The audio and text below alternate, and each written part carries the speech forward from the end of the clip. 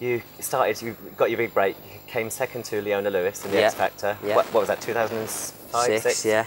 2006. 2006. I mean, if you're ever going to come second in that competition, Leona Lewis is the only one really that to come second to. I mean, exactly, exactly. You hit the jackpot just a small bit there, and you've gone on to do lots of other things since, haven't you? Dancing on Ice, you were Dancing on Ice, fantastic in that. yeah. You won it, did you? Yeah, I won it, yeah. It was good. It was really good fun. Hard work, but incredibly exciting and fun, and yeah, it was great. I loved it. Yeah, so you've been in a few musicals since as well? Yeah, I did Grease and Dirty Dancing, Legally Blonde, and you know, I'm still, that's my thing at the minute. But what are you in just now?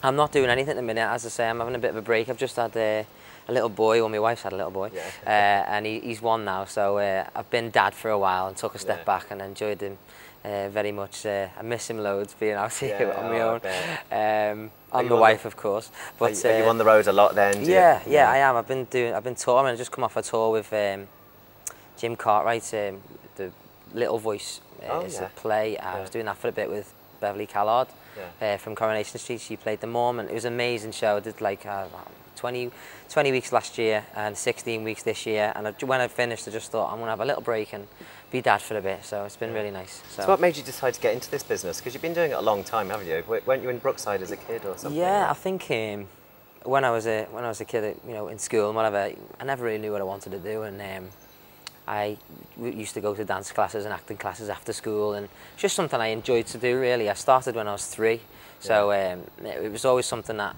a hobby, if you like. And my first job was Brookside, and I did that for 5 years, you know, and I got it when I was 8. And, did you win a couple of awards for that as well? Yeah, I remember watching something on television where you were a little boy and they called your name, and you went up to get your award. Yeah, it was amazing, and it was a major part of my life, and still is. You know, the history, you know, to be a part of it was amazing. You know, 30th anniversary, I think they celebrated, and it's been off air 10 years. But yeah, it was one of those things that I just learned so much. You know, being a kid, it was just, I was like a sponge. And well, how did you do the jump from acting into singing then? Why did you decide to go down that direction rather It was entertaining, you know, it was entertainment. That's all it was for me. Anything to do with entertaining. So all types of dance, you know, all types of dance, that's where it started. And then growing up I was like, oh, well, I fancy doing a couple of acting lessons. That was in with the sort of package, if you like, at the at the dance school. And then he said, we're starting singing lessons on a Saturday, do you want to come? And I was like, oh right, yeah. I think I was about 12 when I started singing properly lessons, like, so it was probably one of the last things I did. It's weird because it's what I'm known for now, but yeah, it was just one of those things I fell into it, if you like, and it's become my life, my career, and everything else. So yeah, it's good. You've had some success. You've had a big hit with the swing. Did your album go #1? Or? Yeah, it went to #1, a swing album. You know, it was weird, but it was there for a week, I think, and it went platinum. You know, it was an amazing achievement. But I was only 17. I was just like, it was like went so fast, and so much happened in such a small space of time. But I was just saying earlier, it's so humbling to still be out there singing the same stuff I did 8 years ago, and still doing the gigs, and people still wanting to hear it. So what was the story about your proposition? I heard, did you propose to your missus on stage, or? Oh no, this is so. You've got to change in the press. What happened was basically we were doing pantomime together. So we're getting the truth. This is the truth. This is exclusive. Nobody knows about this. What happened was we were doing panto together, and I knew I wanted to ask her, and trust me, it did not enter my head about asking her on stage. I was like, no way is that going to happen.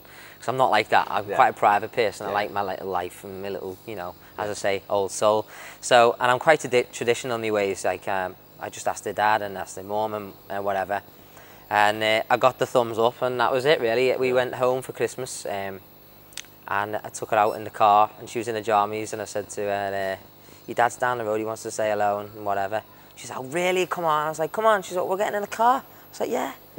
So I took her in the car. She's a PJs, you know.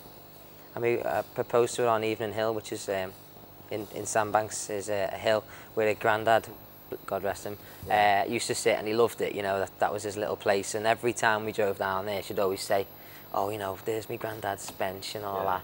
So I just thought, I'll ask her there. So I took her to the bench and asked her, and she said, yeah, we've been together a year now, married a year. Brilliant. So, yeah. So what are your plans for the future now? Are you going in the studio again soon? Is there any more albums in the pipeline? Yeah, well, I'm writing, I'm producing. I've got Wayne, Anthony Cole is my sort of business partner, if you like, and we're writing together and producing in our studio. So yeah, I mean, it's something brewing that's been brewing for a long time. So hopefully it's it's more of a future thing. Yeah. Because right now everything else is happening, and but it's definitely something I'm keeping a firm eye on, you know. Yeah. But yeah, I'm writing songs, so fingers crossed, you never know. I hope you've got a fantastic future still in front of you. I mean, how old are you now? You're still 25. 25, God. I hope so. You know, all you want to do in this game is just have longevity and do your we'll best be to seeing do you what in you another can. 25 years, I'm quite sure. I hope so. I hope so. I'll be doing well if I am. Yeah. Well, do you know, we look forward to seeing you tonight. I'm especially looking forward to it, and thank you for Nice joining one. me today. Oh, my pleasure. Ray Quinn. Looking forward to it. Thank Thanks, you. Sam.